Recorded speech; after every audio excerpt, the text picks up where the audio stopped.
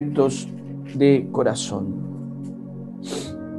Alguna vez escuché tal vez un mito, una historia, una leyenda que decía que hay un monstruo, un animal muy grande que lo hacían dormir con el sonido de un arpa, y el sonido de esa arpa lograba que ese animal sintiera calma, sintiera tranquilidad, sintiera alivio. Y en esa historia, esa arpa es un sonido que trae calma, es un sonido que trae descanso, trae sueño, trae alivio a ese animal feroz. El flautista de Hamlet, pudiéramos pensar. Hay un sonido que tu alma necesita escuchar, y es el sonido de la confesión de un pecado delante de Dios. Cuando estés callado de ese sonido, cuando no se escuche este sonido, va a pasar lo que estaba experimentando el salmista cuando escribió el Salmo 32. Bienaventurado aquel cuya transgresión ha sido perdonada y cubierto su pecado. Bienaventurado el hombre a quien Jehová no culpa de iniquidad y en cuyo espíritu no hay engaño. Y mientras ese sonido no se manifestó, hubo un dolor en mí, hubo un gemir. Mientras callé, se envejecieron mis huesos en mi gemir todo el día. Todos hemos fallado, todos hemos pecado, todos hemos cometido muchos errores delante del Señor.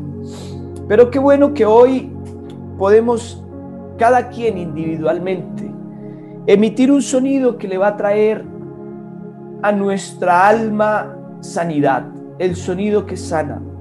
Mientras calles, habrá enfermedad en el alma. Mientras calles, habrá un secar del vigor espiritual. Mientras tratemos de callar el pecado que hemos cometido delante del Señor, el verdor se volverá en sequedades de verano. Pero qué bueno que aquí hay un Dios que da alegría, dicha, bienaventuranza para alguien que en esta mañana quiera sentir la dicha del perdón. Todos fallamos, todos pecamos, y Gálatas capítulo 5 nos habla de las obras con las que pecamos, y dice la Biblia: digo pues, andad en el Espíritu y no satisfagáis los deseos de la carne, porque el deseo de la carne es contra el Espíritu y el Espíritu es contra la carne, y estos se oponen entre sí para que no hagáis lo que quisiereis. Pero si sois guiados por el Espíritu de Dios, no estáis bajo la ley. Y el versículo 19 del capítulo 5 de la carta a los Gálatas dice: y manifiestas son las obras de la carne, que son.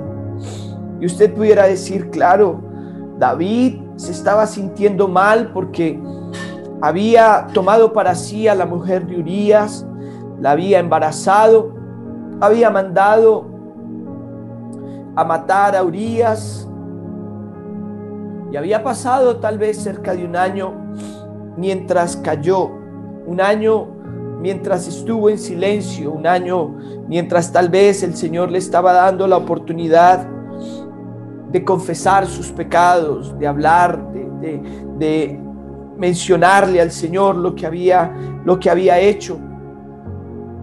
Pero Dios lo confronta a través del profeta Natán en el segundo libro de Samuel, en el capítulo 12, en el versículo 13. Samuel lo confronta.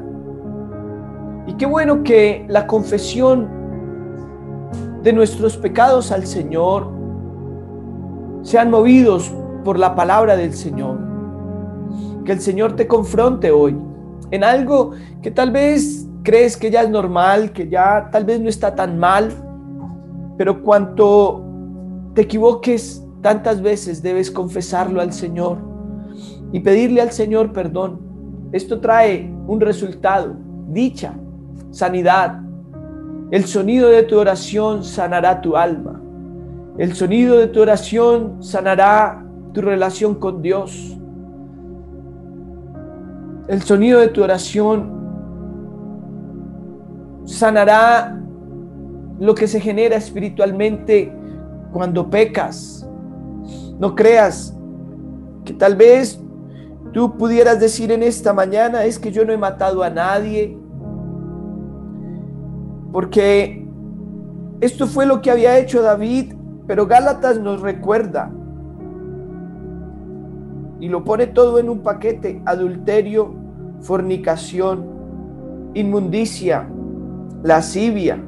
Y hasta ahí la gran mayoría de nosotros diríamos: uy, sí, el adulterio y la fornicación y la lascivia y la inmundicia.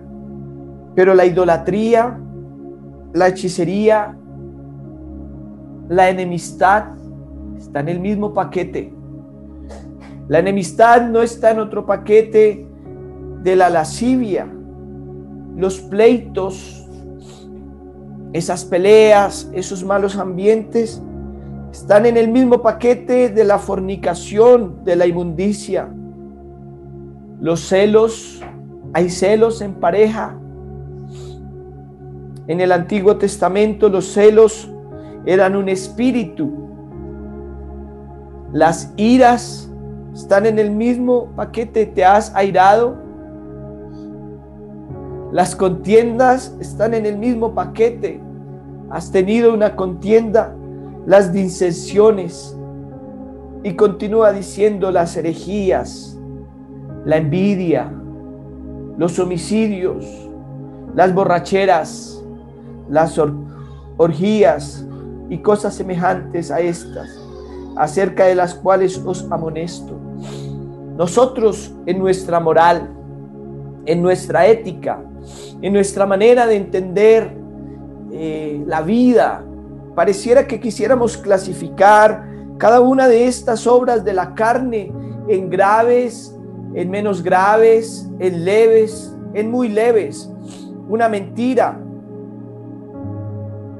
de pronto una pequeña contienda. Pero yo le quiero decir, ante la santidad de Dios, todas estas manifestaciones de las obras de la carne son iguales. Una mentira no es peor que un asesinato. Eso quiere decir que los demás pecan diferente de lo que cada uno de nosotros pecamos, pero todos delante del Señor tenemos esta circunstancia de pecado, y mientras lo callemos, habrá dolor, habrá angustia. Pero la Biblia dice que entonces David dijo a Natán: pequé contra Jehová. Allí salió una palabra que le dio sanidad a su alma. Lo confesó delante del Señor: pequé contra Jehová. Y dice la Biblia que inmediatamente en el mismo versículo 13 del capítulo 12 viene la respuesta de parte de Dios a través de Natán para David. Y dice: y Natán dijo a David: también Jehová ha redimido tu pecado, no morirás. La redención, una de las doctrinas de la palabra del Señor que David expresa: bienaventurado aquel cuya transgresión ha sido perdonada y cubierto su pecado. En el entender de David en el Antiguo Testamento, el cordero que se traía para ofrecer cumplía la función de cubrir el pecado. Pero nosotros hoy tenemos un mayor excelente sacrificio, un sacrificio perfecto que hizo Jesucristo en la cruz del Calvario para favor de nuestra vida, que ya no cubre, sino que ahora quita. Aquí está el Cordero de Dios que quita el pecado del mundo. Ya el Señor no nos está poniendo una tapa, tal vez. Ya no, el Señor está poniendo una tapa como lo que pasaba en el Antiguo Testamento, el propiciatorio. Dice la palabra del Señor que era un cofre o era la tapa del arca del pacto. Y el arca del pacto tenía 3 elementos allí en su interior. Tenía una porción del maná, Tenía una copia de la tabla de la ley en su interior. Y tenía la vara de Aarón que reverdeció en el desierto. Esto era lo que el propiciatorio, la tapa del arca del pacto, estaba cubriendo. Y estas tres cosas se reflejan en Cristo, quien cumplió completamente la ley, representada allí en las tablas de la ley, quien es el maná mismo, el pan vivo que descendió del cielo, representado en esa porción del maná, y quien resucitó en representación de la vara que reverdeció en el desierto. Jesucristo ya no viene a ser únicamente el que tapa, sino ahora, cumplida toda la ley, es el que quita el pecado del mundo. Y si tú hoy le das a tu alma la oportunidad de decirle: Señor, he pecado, sí, no has matado a nadie, pero seguro has tenido una ira, pero seguro has tenido una contienda, tienes una pelea casada con alguien, has encontrado a alguien que lo has puesto como el objeto de tus comentarios, de tu ira, de tu mal genio. Allí hay un pecado que hay que arreglar con el Señor. No es con tu hermano únicamente, es con el Señor. Y no va a ser tu hermano quien te va a perdonar, pero la Biblia dice que el Señor te va a perdonar a ti como tú perdones a tu hermano. Así que qué bueno que hoy tu alma pueda sentir el alivio, la bienaventuranza, la dicha del perdón, porque sigue diciendo la palabra del Señor que mi pecado te declaré y no encubrí mi iniquidad. Dije: confesaré mis transgresiones a Jehová, y tú perdonaste la maldad de mi pecado. Y luego dice: por esto oirá a ti todo santo en el tiempo en el que puede ser hallado. Hay un tiempo en el que la Biblia dice que el Señor puede ser hallado. Buscad al Señor mientras puede ser hallado.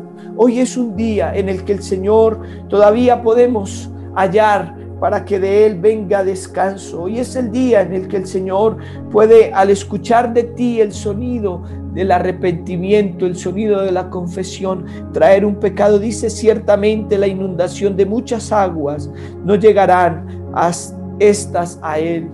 La confesión del pecado te va a librar de las consecuencias de la inundación de muchas aguas.